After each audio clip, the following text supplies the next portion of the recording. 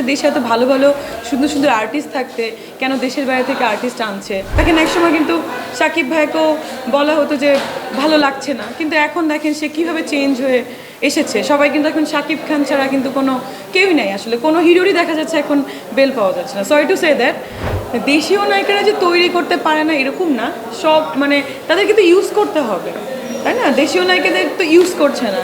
যেমন শাকিব খানকে এখন ইউজ করা হচ্ছে, সুন্দরভাবে প্রেজেন্ট করা হচ্ছে, তার যে লুকস, তার যে স্টাইল, মানে কেজিএফ বলছে, কেউ কেউ বলছে রণবীর কাপুরের মতো স্টাইল করেছে, মানে সব কিছুর ওই রকম একটা ভাইব তৈরি করতে হবে। তো না, আমি ছোটোবেলায় 3 বছর বয়স থেকে আমি নাচ শিখেছি, তারপর অভিনয় শিখেছি। আমি বম্বেতে আমি কোর্স করেছি 2 বছর। সামনে আমার 4টা সিনেমা আসছে, তো ওইভাবেই প্ল্যান চলছে। কোনটা আগে আসবে, ঈদে থাকবে এখন থেকে বড় বড় সিনেমাগুলো আমি ঈদে থাকবে, প্রতি ঈদেই থাকবে।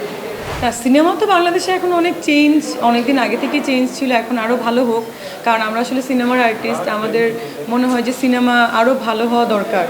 যেমন হচ্ছে এরকম একটা ট্রেন্ড থাকুক, মানে যেমন একটা লড়াই শুরু হয়েছে, এরটা ভালো হচ্ছে, ওরটা ভালো হচ্ছে, ওকে নিয়ে লিখছে, এটা কিন্তু খুব ভালো একটা গুড ভাইব। বাট একটা জিনিস হচ্ছে খারাপ লাগে যে আমাদের দেশে এত ভালো ভালো সুন্দর সুন্দর আর্টিস্ট থাকতে কেন দেশের বাইরে থেকে আর্টিস্ট আনছে। কয়দিন আগে একজন আমাদের অভিনেত্রী সিনিয়র, সেও এই কথাটা বললেন। তো মানে এটা আসলে খুব দুঃখজনক।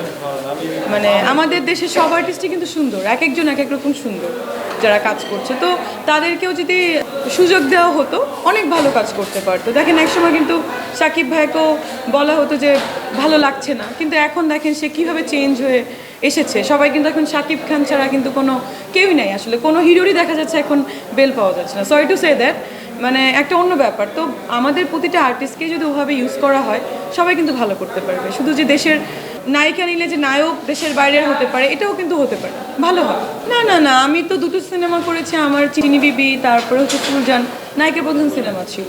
সো আরও ওই যে সিনেমা হয়েছিল অগ্নি, তারপরে এরকম রিলেটেড অনেক সিনেমা আমি তো দেখেছি। কই নায়িকাদের রিলেটেড সিনেমাও তো আছে, কেন নেই? অবশ্যই আছে, হবে। তো আসলে বাংলাদেশ না, এশিয়া মহাদেশে তো আসলে নায়ক প্রধান সিনেমাটাই বেশি চলে, এটা আসলে বাংলাদেশের দোষ না। দেশীয় নায়িকারা যে তৈরি করতে পারে না এরকম না, সব মানে তাদেরকে তো ইউজ করতে হবে, তাই না? দেশীয় নায়িকাদের তো ইউজ করছে না। যেমন শাকিব খানকে এখন ইউজ করা হচ্ছে, সুন্দরভাবে প্রেজেন্ট করা হচ্ছে, তার যে লুকস, তার যে স্টাইল, মানে কেজিএফ বলছে, কেউ কেউ বলছে রণবীর কাপুরের মতো স্টাইল করেছে, মানে সব কিছুর ওই রকম একটা ভাইব তৈরি করতে হবে তো নায়িকাদেরও, তাই না? বলতে হবে যে আপনাকে এরকম হতে হবে, এরকম হতে হবে, ডেডিকেশনস তো আগে তো নিতে হবে, তারপরে তো বলতে হবে তুমি এরকম হয়ে আসতে পারো কিনা। শুধু তো বললে হবে না যে বাংলাদেশের নায়িকারা ভালো না, করতে পারে না। তাহলে এতদিন সিনেমা কই থেকে চলেছে? তাহলে আজকে মৌসুমী আপু, শাবনুর আপু কীভাবে তৈরি হলো, পূর্ণিমা আপু, তারপরে শাবানা ম্যাম, ববিতা ম্যাম, এরা কীভাবে তৈরি হলো আজকে? তো বাংলাদেশের নায়িকা যদি নাই ভালো করতে, তাহলে ইনারা আজকে এরকম ম্যাটার ভ্যারি কেন করছে? এটা খুব দুঃখজনক।